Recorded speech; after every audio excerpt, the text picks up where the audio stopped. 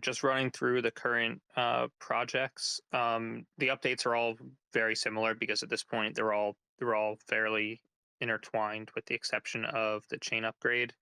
The NFT staking front end and the marketplace front end. That's James's team and Node Fleet. Those two teams are currently working together to figure out some potential optimizations for performance. We did get some good feedback from Greg in that thread. Just I think that he kind of captured how we all feel, at least within the core team, that the priority should be on getting all the functionality there, and then we can proceed with optimizing performance. It was a question of the current version of Next.js that was being used was not giving us the performance we wanted. There was an effort to migrate that to, I don't know if it's Vite or Vite. I've always called it Vite. Um, but an effort to migrate that over to Vite. And then there were some issues with the version of CosmoKit being compatible with Vite. So now the current option that they're looking at is just upgrading the version of Next.js being used and seeing if that helps with performance. But I know it's been communicated to the Node Fleet team that we want to prioritize getting the front end up first, and then we'll worry about performance.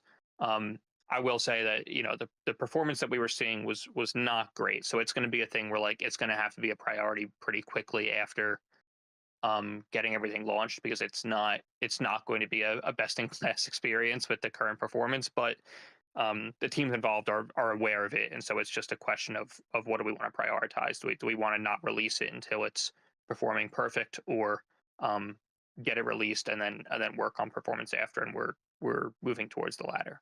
Yeah, Um, well, so I that's think James's team. some of that's not inherently a limitation of the framework, Next.js framework. Even I think some of that may just be like there's very likely room for optimization within the Next.js framework as well, and then maybe a further layer of optimization would be the moving to V10. Yeah, I think that they've abandoned at this point the Vite or Vite Right. migration. It's so they are going to use Next.js. It's a question of whether um, a new version of Next.js will solve some of the issues. But yeah, agreed. I mean, there's never a silver bullet with this stuff. So it'll be a combination of things. But that is suspected that we could get a boost if we a boost in Yeah. performance Yeah. if we were to move to that. But again, it's just a matter of, if we knew for sure that, hey, if we had the teams put in X amount of work, we would get this amount of performance gain, then that might be a priority. But I think, given that there's still some unknowns and it's not a guarantee that that does it, and it probably needs some more investigation into various ways to get better performance, we want to prioritize getting it working, and then optimizing performance after, including kind of the investigation into what are the options for um, better performance. And I Yep. think on the So last call, we had talked about getting the demo link out to the community because they've been working through some of these things.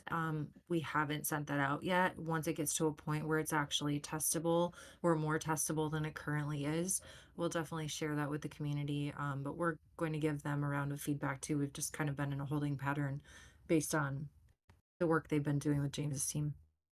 yeah, so that did lead to a bit of a halt in progress over the last week, I would say, just because James's team actually took on a lot of that migration, and so Node Fleet was waiting on that, and now they're getting back to diving in with kind of the current state of things, and everybody's aligned on that. So hopefully we have some feedback addressed, as well as some additional stuff they were knocking out fairly soon, so we can send out that test link. Um, so yeah, James's team is working on the NFT staking front end and the NFT collection creation front end. Again, both of which were held up by them looking into performance gains that could be made. I think they were more concerned about the long term viability of the current state of performance, rather than like at this very moment. So they're doing a great job of kind of looking ahead, and looking to, you can never future proof, but as much as you can do in a world of uh, cutting edge technology, um, they are looking to future proof us as we grow out the collections, which is the thing I know that we're going to talk about in the open discussion section, is new collections coming. Um, the IBC Atom marketplace integration, Anthony actually did some initial work on on our old front end. There was a misunderstanding on his end. We've since had some good conversations with him about that, making sure that he's working on the correct front end, but also um, he's brought up some really good points about, again, options for the future in a world where we might want to support even more currencies than we currently do, in a world where we want to allow more flexibility for currencies. So, again, to reiterate, right now, the currency that a collection uses will be defined at the time that that collection is created for mint, and that is not a user toggleable option. It is a fixed option per collection. So a collection will be made as an Atom collection. That will be what is usable, and vice versa. Um, so giving us some good options there, as well as just some good options in terms of the best ways to get IBC Atom kind of integrated into the marketplace, from a how are we actually depositing and accessing IBC Atom with different relayers and things like that. So he's been great. Um, his task in that is actually quite short. It's just a matter of we want Node Fleet to be essentially feature complete before he goes in and bothers to make those front end changes. But we know that that's probably a couple days from him, if that. So that should be done pretty quickly. And then Brianna, I don't know if you or Lex were going to cover the chain upgrade. Yeah, I can. So, Vitwit basically has all of the moving parts for the chain upgrade ready. So they've upgraded the handler for the software upgrade, which includes updates to COSM, WASM, IBC bumps, and airdrop claim records for the Strange Clan airdrop. They're going to tag the release tomorrow for external testing. So if anyone here wants to test it out, you can play around with it. They've upgraded the handler for multi-sig migration. So the one thing that's kind of been holding this back is our team. So there are like 4 different moving parts as part of the chain upgrade. And I think we talked about most of them last time, but we defined with Vitwit exactly how it's going to work. So we'll be putting out multiple separate governance proposals at the same time. And then the chain upgrade proposal will come after that. The software will just be updated based on whatever passes or doesn't pass to then push through the chain upgrade. So that includes the airdrop claims. That includes migrating our team wallets for multi-sig, which we talked about last time, so that I can get added and our operations person can get added onto multi-sig. Updating gas fees, so increasing the gas fee slightly. I think we also have setting the validator commission to 5%. So there's a couple, or minimum validator commission. So there's a couple things that you'll all get to vote on. Just to give you context first, then the chain upgrade proposal will go out after that. So the last piece was just us getting these new multi-sigs set up. So this should all be ready to go for voting by tomorrow. I don't want to say tomorrow, by Friday. Yee. So those are the main things.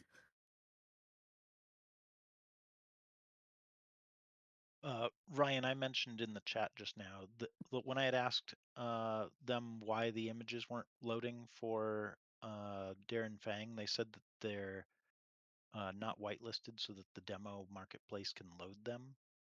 Is that something that we could easily do, or is it? I just figured that if we are going to be handing out the demo link to the community at some point, that'll be brought up a lot, that the Darren Fang NFTs don't Yeah. load. Yeah, we can look into that. Any kind of permissions or stuff that we can quickly do on our end should not be a problem. And then the feedback page for the marketplace, are we going to be making that available as well, or will we just have people put comments into a chat that we can then enter? I mean, there's already Yeah, 20 entries. I in there. I would lean towards the latter. I don't think that the best practice would be to bombard Node Fleet just in terms of prioritization. Them just getting potentially hundreds of pieces of feedback. I would rather have a filter where we can kind of distill that down. But we might want a version where people can our own version of that sheet where people can fill in, bugs and feedback and things like that. But then we can distill it down to Nodefleet, unless other folks feel differently and they want Nodefleet to get the full brunt of the ideas. No, I think I want let's you just to make hear a this copy of it 20 and times. Yeah, I mean, people could probably, if we're going to announce this in like alpha chat or something, we could just have them put the feedback in alpha chat and then we can enter it into the Yeah, spreadsheet. totally.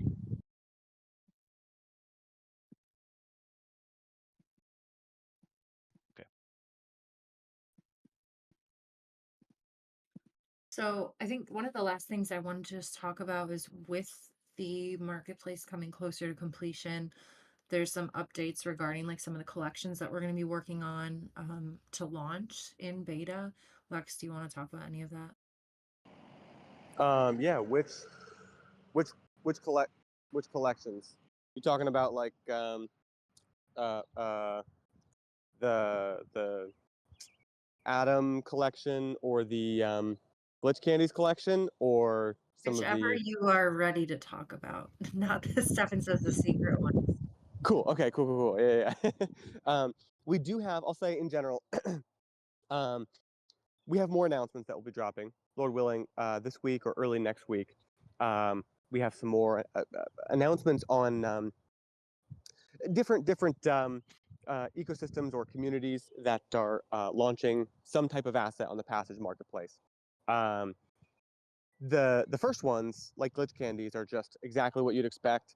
Fun creators in the Cosmos ecosystem who are going to be launching a Passage collection, right? We have some other Cosmos creators that are basically going through the same process right now, and we're helping to iterate with them and test stuff in Passage, and we'll have some more of those types of announcements. The second category are Atom-based assets. So we'll have more announcements. We're collaborating with the Interchain Labs team, and we've previously been collaborating with the AA-DAO team to launch a Atom-based collection. What's important about this is that, again, the same fees will be paid into Passage, right? So like, there is no, it's not like this eliminates the need for Passage in this scenario. I've seen some people express that concern, but if we're taking a 3% market fee in Passage, for instance, 3% of the Atom will be converted into Passage, right? So like, that's something that will happen on the back end, or however we need to do that. The on the front end experience is allowing people to like the value accrual mechanisms for Passage will stay the same or should stay the same, but the option here is being able to drive liquidity in from more ecosystems, right? That's really the idea of engaging other tokens in this process, is allowing us to pull liquidity in from more places. That's why some of the stuff that Interchain Labs is doing now is really exciting with Highway and Eureka, because it allows us to, and they're starting with EVM assets that they're targeting specifically. And so we have a couple close friends and partners who, some of which have already been using Passage in EVM communities, and some of which will be using Passage. And so even beyond Atom, there's a really cool opportunity to drive liquidity in from EVM ecosystems without compromising the fundamental thesis of Passage assets, right?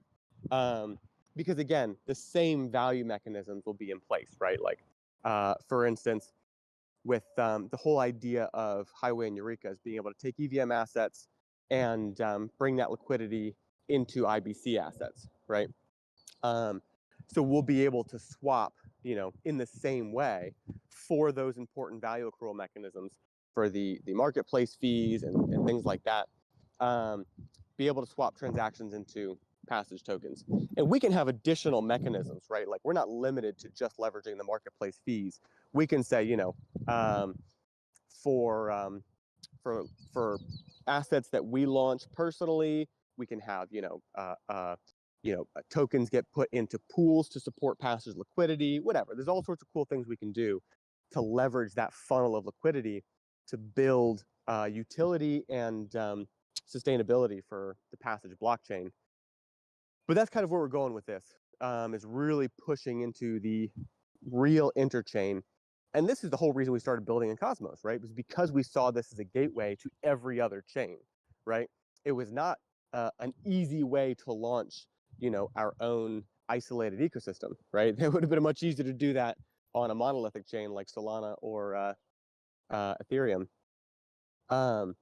So the reason we put in this work was because we knew our blockchain would be speaking the same language as many other chains, and we have to be able to leverage that to bring that activity into our ecosystem. So yeah, really excited about that. And I think it's a huge opportunity for both exposure and utility for the Passage blockchain, beyond the Cosmos ecosystem, and beyond our own little circle of influence. So Is there any plan to take native coins on chains like Atom native without IBC, or like somebody connect their Phantom wallet and use Solana?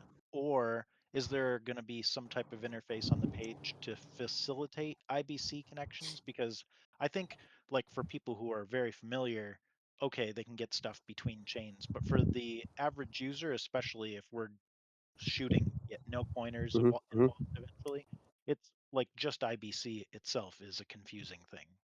yes, so for these applications, I believe the plan from the outset was to integrate a swap or a skip protocol modal, right? Where like you can, right on the Passage marketplace, you can get your IBC tokens, right? Nice. Leveraging skip protocol. And I believe that will all be the same interface for each of these applications, right? So for Atom-based assets, for EVM-based assets, it'll all be the exact same experience. And we all know Skip is an incredible experience, right? So like, it should be theoretically the easiest possible way to get your assets onto the Passage marketplace, regardless of your wallet setup or your token origin, right? But we could totally work through those details. And my goal would be, over time, just more and more and more, right? Like, yeah, I want all the native assets. I want to be able to make the experience as easy and as native as possible for each ecosystem to bring their value into our zone of influence, right? So that's always the goal. I think even this first step, though, will be a really awesome experience because we're just basically leveraging Skip protocol, right? Which is going to make everything very fluid directly on the marketplace. Nice.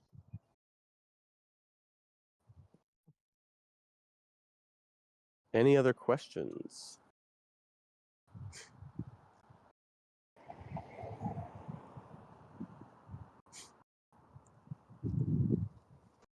Yeah, NFT for me, in terms of the whole idea of 3% fees for Passage, essentially, it's the exact same proposition as stars. So, yeah, Stargaze, right? Even if every single transaction was required to be in Passage, the only thing you guarantee is wash trading, right? At absolute best, if somebody doesn't have an incentive to hold your asset natively, if there isn't some exterior motive, then requiring them to trade in your asset only ensures that they'll buy it, spend it, and then someone else is going to sell it, right? Requiring an asset for trading doesn't actually secure the value. What secures the value is capturing that liquidity or incentivizing people to hold, right? It's one or the other, right? Either we're capturing that as a protocol, and that's where those 3% fees in. So basically, the 3% is all we can ever guaranteed will be captured, right? Apart from that, the passage is going to another user, right? And so there's no guarantee they don't just sell it right away. And so all you've incentivized is some measure of wash trading. Yeah, so allowing us to receive different tokens, but converting a certain amount into passage, we're still capturing the exact same value. None of that other value is guaranteed. So the guarantee is utility, right? So it will be in diversity of utility that we create value for the passage token. The marketplace is one of those mechanisms. And frankly, I mean, again, if you look at volume on something like OpenSea or other marketplaces that are still Web3 bound, right? We're not bound by the parameters of Web3. There's a lot of teams outside of that ecosystem who are able and who are going to be leveraging Passage. I mean, 3% is huge. I mean, 3% is PayPal huge, right? So there is a huge opportunity within 3%, but there's also a lot of other ways we can incentivize people to hold assets. So yeah, we'll just continue unlocking more opportunities there. But the allowing other tokens doesn't really change that scenario. We're still capturing 3% one way or the other because the rest of it goes to the person who they bought the asset from. Exactly. Beans, any other questions, thoughts, hopes, dreams?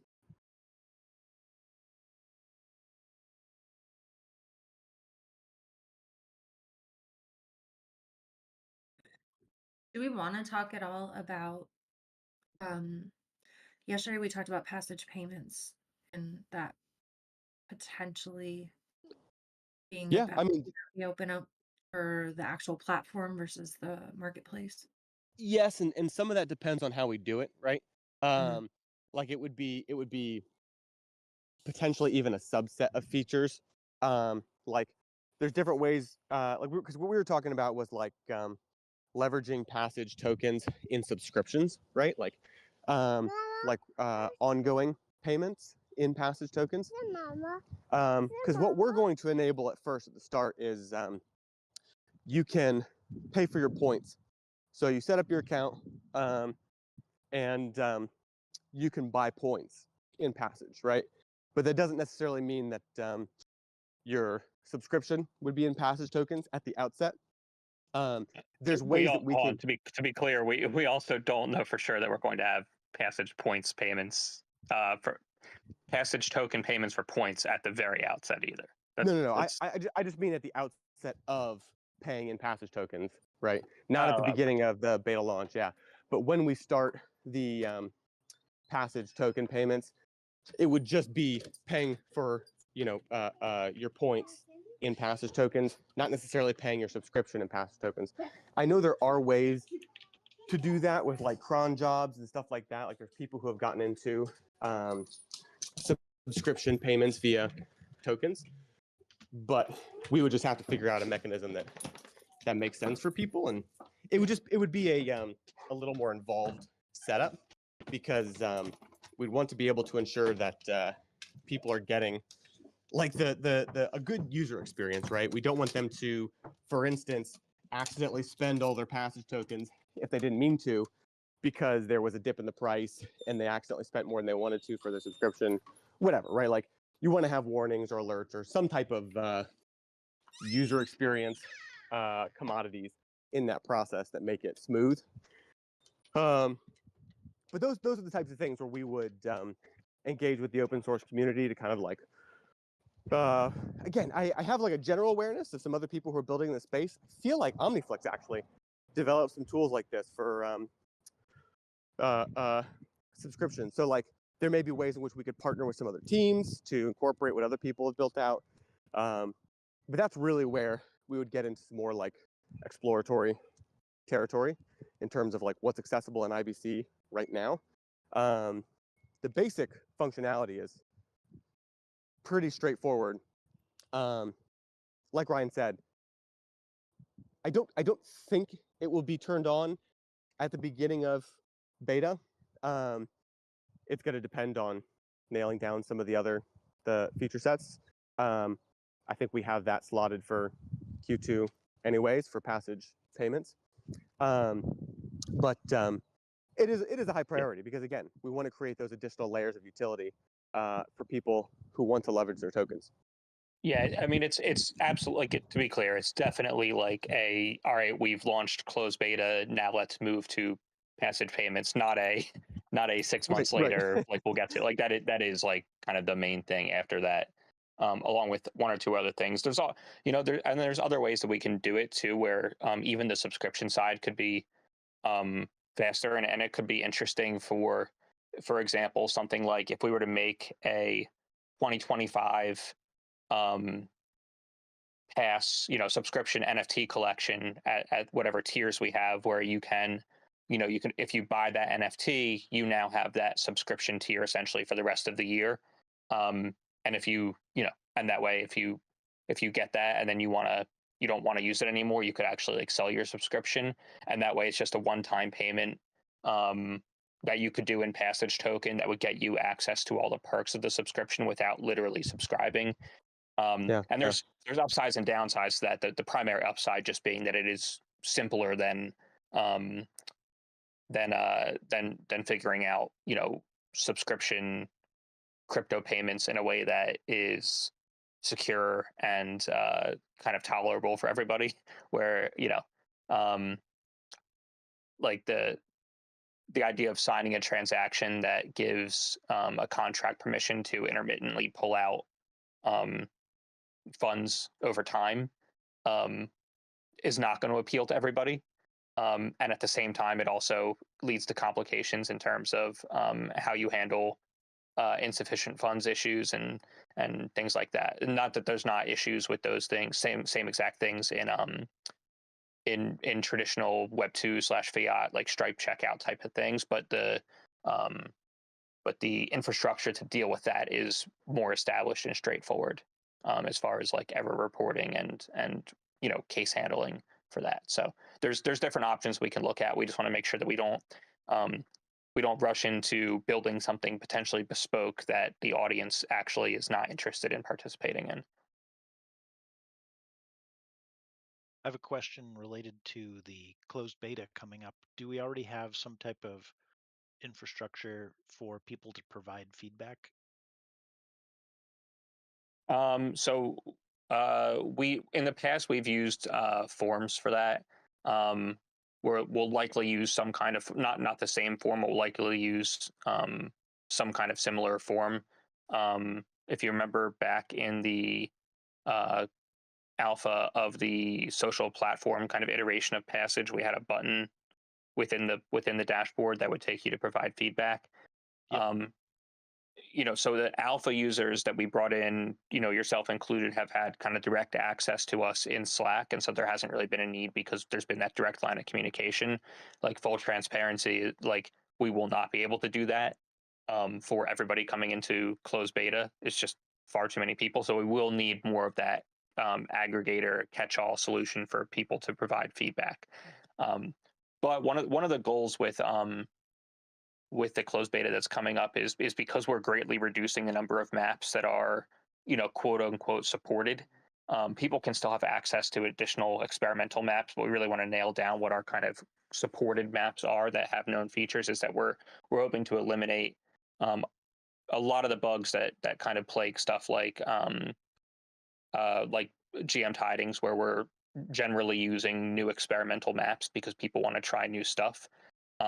We're hoping that we kind of are able to get everything a lot more streamlined and solid, so that we're dealing more with feature requests than we are with bug reports. That's kind of the expectation. There will still certainly be bugs. It's going to be a beta, but we're expecting it to be less alpha bugs where it's game breaking and more minor bugs than feature requests, quality of life requests, things like that.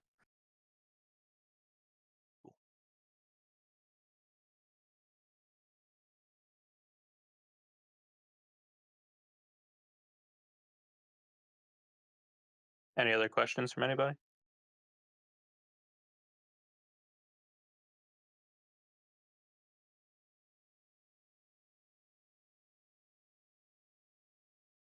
I think that's it then. Go team, go. We will keep you all updated, obviously, on the governance proposals. Again, hoping to have those out in the next 2 days. So there'll be a lot of things to vote on. Heck yeah, let's do it. We got somebody requesting to speak. You want to have them hop on? disappeared. Never mind. Yeah, it keeps going on and off. I don't know if somebody actually does want to speak or if it's just a little end of meeting trolling. we can also just regroup too. And if anybody has questions, yeah, always feel free to tag us. If you've got questions for open source contributors, feel free to drop it into the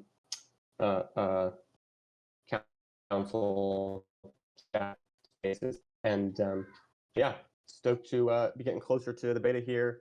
Launch of the new marketplace updates. Lots of big things cooking. There's Go team, go.